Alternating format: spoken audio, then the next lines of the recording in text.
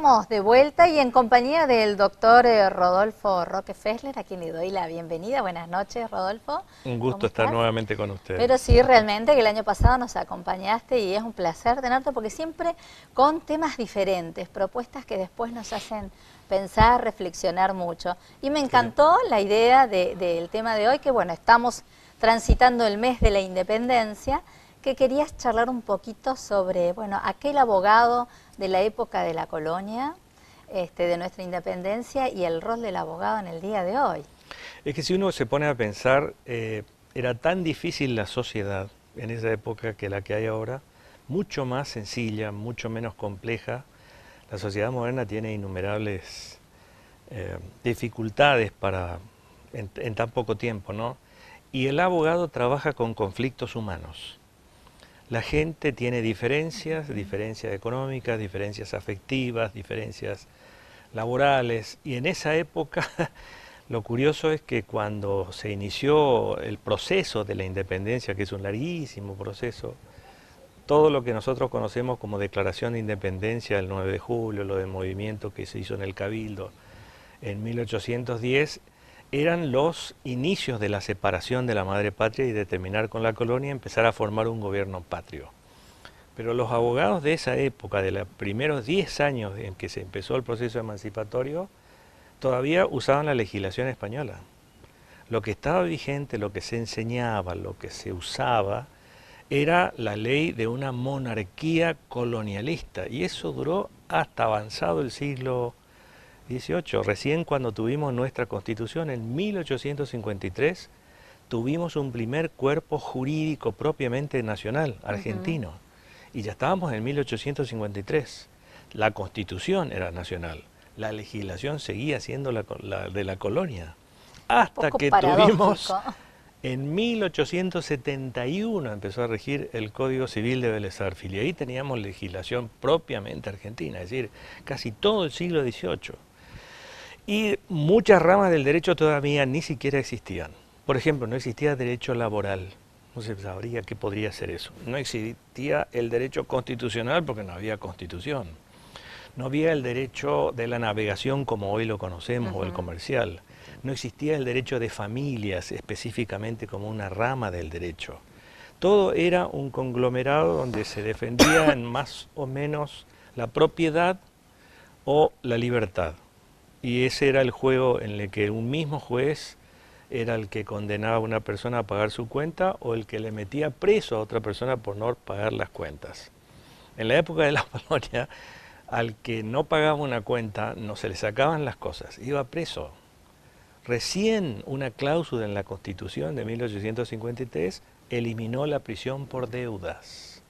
Entonces, hoy en día, bueno, la gente se hizo también más morosa a consecuencia de eso. Sí, eso estaba pensando justamente. Y fundamentalmente ramas como si a alguien se le hubiera planteado el que es el principal conflicto jurídico de nuestra época, el derecho de familia. Los juzgados que están abarrotados de gente y de causas son los juzgados de familia. Hay causas comerciales, hay causas civiles, que son, en proporción, deben ser menos de la mitad.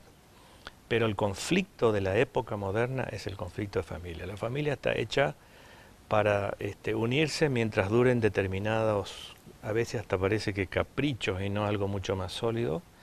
La gente se divorcia por banalidades, porque también contrajo matrimonio por cuestiones que no son muy firmes o muy seguras. Y la vida moderna es tan exigente con la gente, le exigen tantas cosas. La mujer en la época de la colonia era incapaz, era como un niño menor, no podía hacer absolutamente nada. Todavía se llegaba a la vieja tradición milenaria del derecho basado en la figura del pater familias, que era dueño y señor, la autoridad suprema de la casa, vida y obra. Incluso en el primer Código Civil que sancionó Vélez Sarsfield, la mujer ya había tenido algunos derechos, pero se casaba y se convertía en un ser incapaz. Incapaz, o sea, no podía comprar ni vender nada. No existía el divorcio, no existían los derechos de la mujer en absoluto, tenía que estar recluida en su casa. La familia era una cosa muy sólida en la que nadie podía meterse sobre lo que ocurriera puertas adentro. Y las mujeres siempre tenían que estar bajo la sujeción de un hombre, sea el padre, claro, como el si fuese, esposo como si o fuese un un hijo, hermano. como si fuese un hijo Un menor, hijo menor. como si fuera un hijo menor. Esa ducha tardó todavía un siglo más, ¿no? Yo le digo a veces a los alumnos, cuando yo estudiaba Derecho todavía no existía divorcio.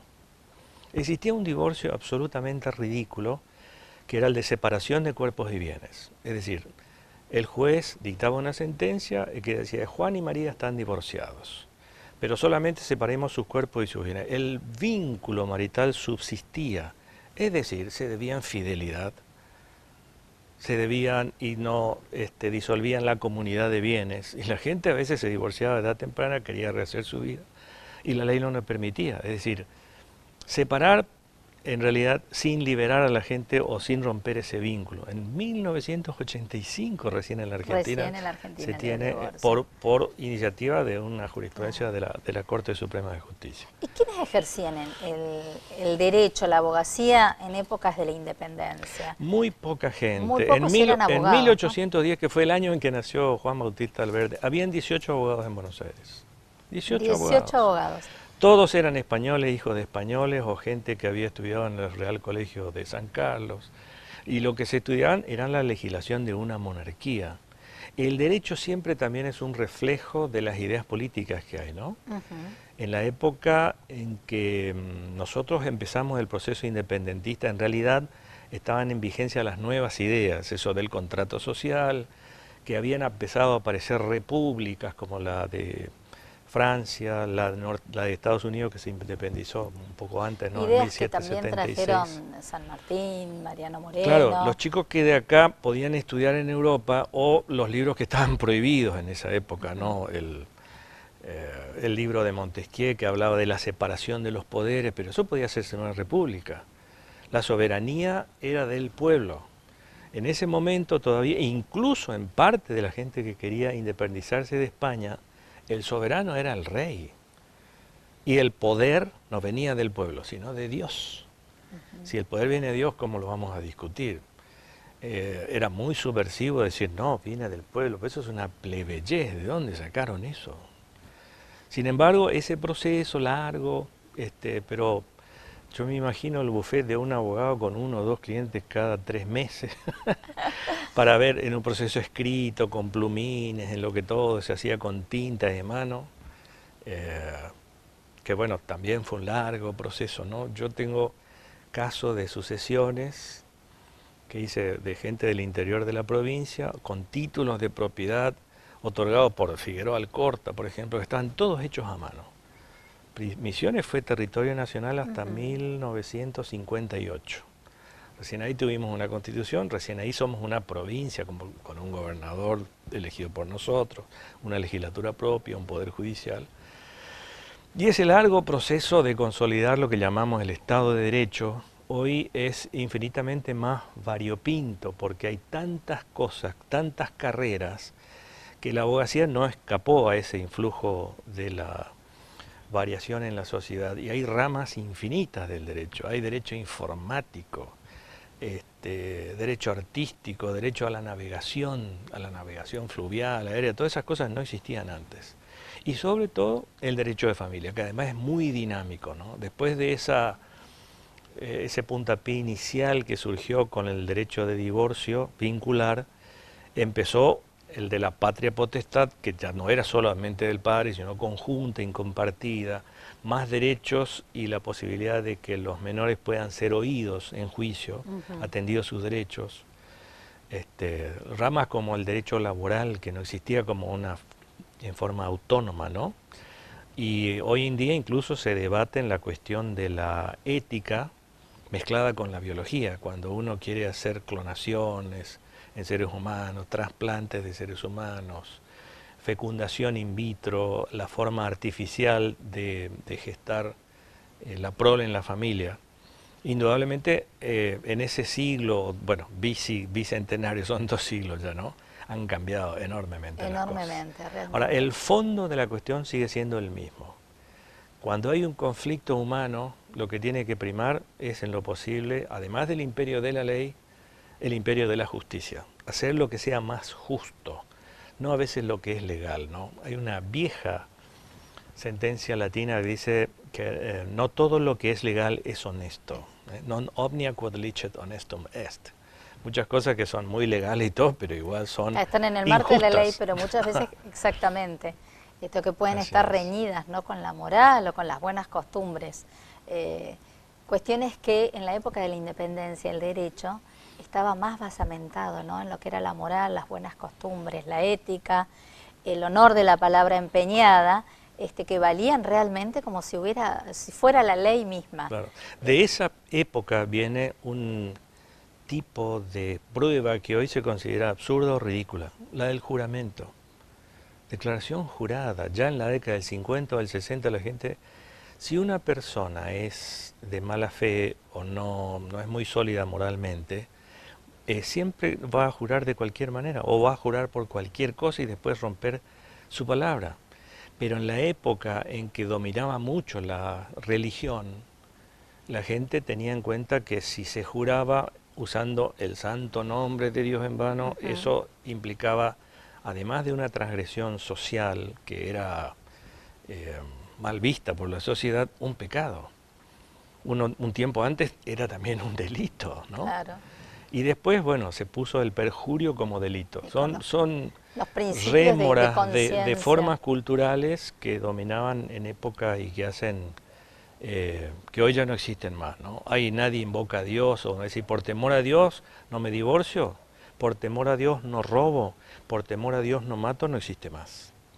Por temor a la justicia, y cada vez menos también, ¿no? Porque una justicia laxa o que produce lo que se llama lenidad, ¿no? Las penas que deben imponerse no se imponen, hechos de corrupción o delictivos que no se penan adecuadamente, eso es lo que se llama lenidad. La gente termina perdiendo fe en la justicia. En la justicia. Realmente, cuánto hemos transitado en estos 200 años y bueno, tal vez con la situación que vivimos hoy en el país tengamos que volver a refrescar un poco los principios y los valores morales, ¿no? Esto que hablábamos de la moral y las buenas costumbres. La ética, y en nuestro caso la ética profesional.